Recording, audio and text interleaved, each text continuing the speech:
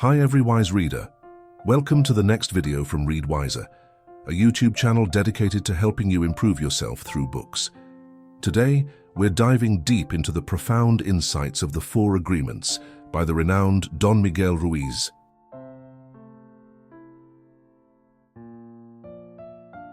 Do you ever feel like there's a voice in your head that constantly judges you?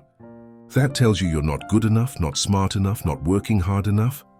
Do you find yourself getting hurt by other people's opinions or creating entire dramas in your mind based on a simple assumption?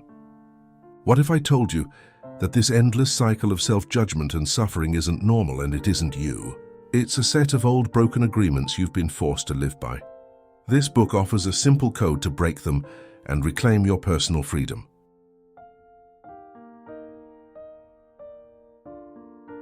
The book begins with an ancient Toltec parable of the smoky mirror. A man in a moment of clarity realizes that he and everything in the universe are made of light and pure love. He sees that all of reality is one living being. But when he tries to share this, no one understands why. Because their perception is clouded by a dream or a wall of fog. This smoke is the illusion of our beliefs and interpretations, and it prevents us from seeing the truth of who we really are. But where does this smoke come from? Ruiz explains this in his core concept, the domestication of the planet. From the moment we are born, we are taught the collective dream of society through a system of punishment and reward. Our parents, schools, and religion domesticate us, forcing us to agree to a set of rules. This creates what Ruiz calls the book of law inside our minds. This internal rulebook is not our own, and 95% of it, he argues, is based on lies. This book of law gives rise to two powerful forces that create our suffering: the inner judge, which tirelessly critiques our every move, and the victim, which accepts the judgment and carries the guilt.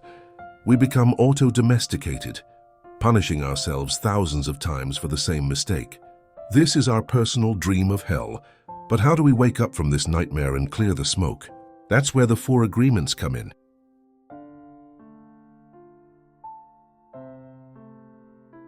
The first agreement is the most important. Be impeccable with your word. Ruiz states that our word is our most powerful tool. It's the pure magic we possess to create our reality. It's a gift that comes directly from God. But like a sword with two edges, it can create beauty or it can create a living hell. So what does impeccable mean? It comes from Latin and means without sin. But Ruiz redefines sin in a practical way. A sin is anything you do that goes against yourself. The biggest sin we commit is self-rejection, using our word to judge and blame ourselves. When we misuse our word, we are practicing black magic. This isn't just about cursing. The worst form of black magic is gossip. Gossip, Ruiz says, is pure poison. It acts like a computer virus that infects our minds and the minds of others, spreading misinformation and breaking down relationships. We also use this black magic on ourselves, with that inner voice that says, "I'm not good enough" or "I'm stupid." We are literally casting spells on ourselves. To be impeccable is to stop this. It means using your word in the direction of truth and love for yourself. It means stopping the self-judgment and refusing to participate in gossip. When you are impeccable with your word, you stop creating your own hell. Your level of self-love is directly related to the quality of your word. By honoring this one agreement, you begin to clean all the emotional poison from your mind. So the first step is to stop using your word as a weapon against yourself and others. This means the end of self-rejection. But what about the poison that comes from other people? How do we stop that from hurting us? That brings us to the second agreement.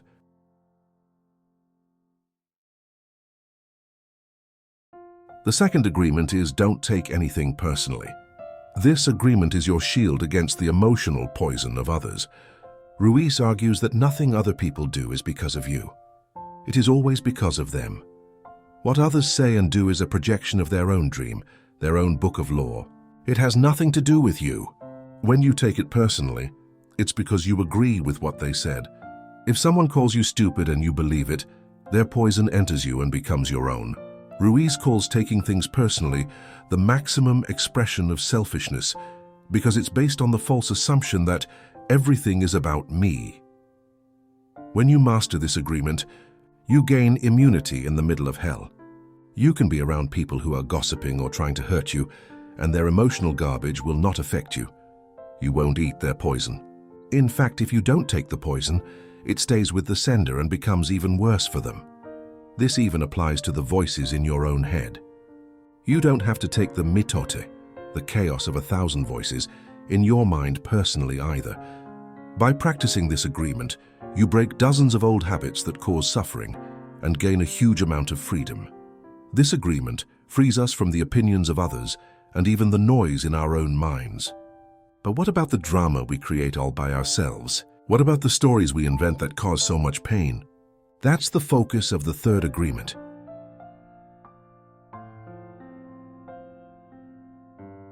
The third agreement is don't make assumptions. According to Ruiz, this one agreement alone could end all the sadness and drama in our lives. The problem is simple. We make an assumption.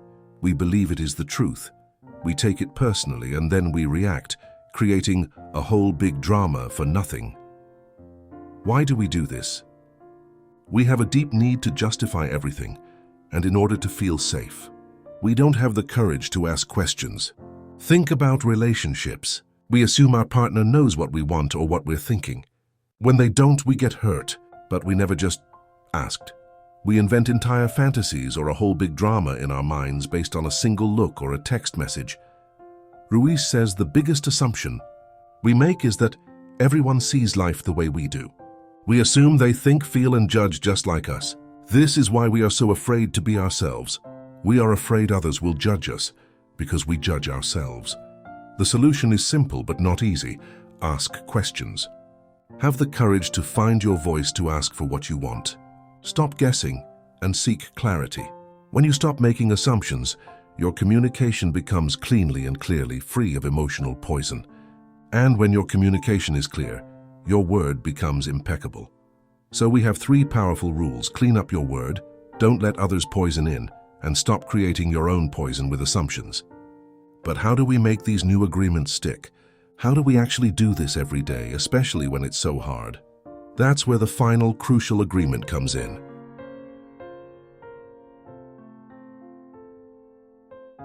The fourth agreement makes the other 3 deeply ingrained habits. It is, always do your best. This agreement is all about action. But it has a critical distinction. Always do your best, no more and no less. Ruiz stresses that your best is not a static, perfect standard. It will constantly fluctuate. Your best when you are healthy and full of energy in the morning is different from your best at night when you are sick and tired. It's not about being perfect. It's about giving the best you have in that moment. This balance is key. If you try too hard and do more than your best, you overdo it, deplete your body's energy, and go against yourself. But if you do less than your best, you open yourself up to frustration, self-judgment, guilt, and regrets. This agreement is how you finally defeat the inner judge. When you've done your best, the judge has no power over you. If it tries to condemn you, you have the ultimate answer. I did my best. There is no room for guilt or regret. You also learn to take action because you love it, not for some external reward. Practice makes the master, and by repeatedly doing your best, you transform your life. And if you break an agreement, don't judge yourself. That would break the first agreement. Just stand up and make the agreement again tomorrow. This is the path of the warrior. These 4 agreements form the practical toolkit for our liberation. They are the weapons we use to fight for our freedom. But what does that fight actually look like? The book calls this the Toltec path to freedom.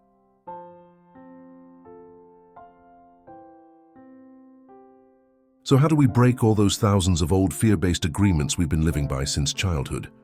Ruiz argues that our true freedom is the freedom to be who we really are, a wild, childlike state we lost during our domestication. To reclaim it, we first need awareness. We must become aware that our minds are controlled by a parasite. This parasite is the judge, the victim, and the entire book of law. It's a living being made of emotional energy that survives on the emotions that come from fear. It feeds on our suffering. The path to freedom is to become a spiritual warrior and declare a war against this parasite. This isn't a war of violence, but a war of awareness and discipline. It's about control over one's own emotions and rebelling against the tyranny of your own mind. Ruiz gives us a few strategies. One is the art of transformation, which he calls the dream of the second attention. This is the conscious act of using your new awareness to break old agreements and replace them with new ones, like the 4 agreements. Another powerful tool is the initiation of the dead. This means using the angel of death as your teacher. By truly understanding that you can die at any moment, it gives you the immense courage to be truly alive right now. When you could die tomorrow, you no longer fear what others think, and you have nothing to be afraid of. This path of the warrior, using the 4 agreements as your guide, is how you kill the parasite and break free from the old dream. And when that old dream of hell dies, what takes its place?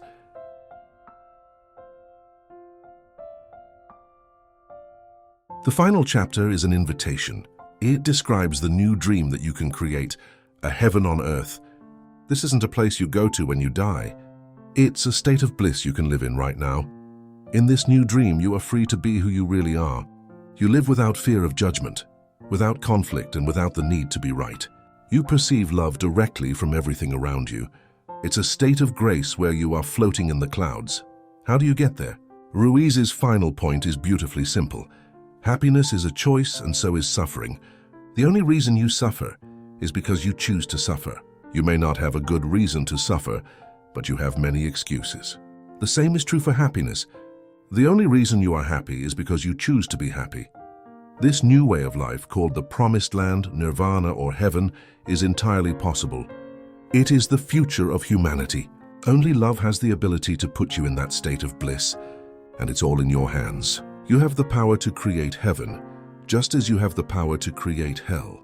The choice is yours, and that's the core journey of the 4 agreements. It's a path from unconscious suffering to chosen happiness.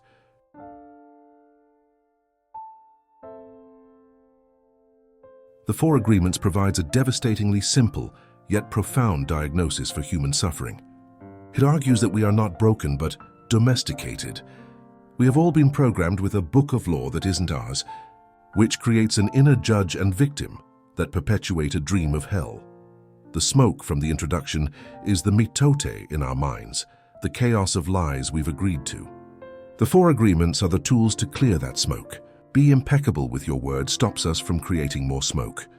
Don't take anything personally gives us a shield from other people's smoke. Don't make assumptions stops us from inventing our own smoke.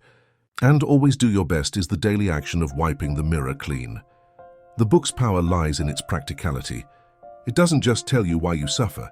It gives you a precise, actionable code of conduct to stop. It's a declaration of war against your own self-limiting beliefs, a path to becoming a spiritual warrior in your own life. By breaking these old fear-based agreements, you can stop choosing to suffer and start choosing to be happy, transforming your personal hell into your own heaven on earth.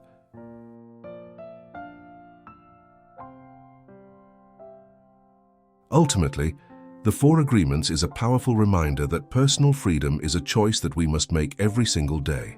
So I want to ask you, which of the 4 agreements do you find the hardest to keep? Is it being impeccable with your word?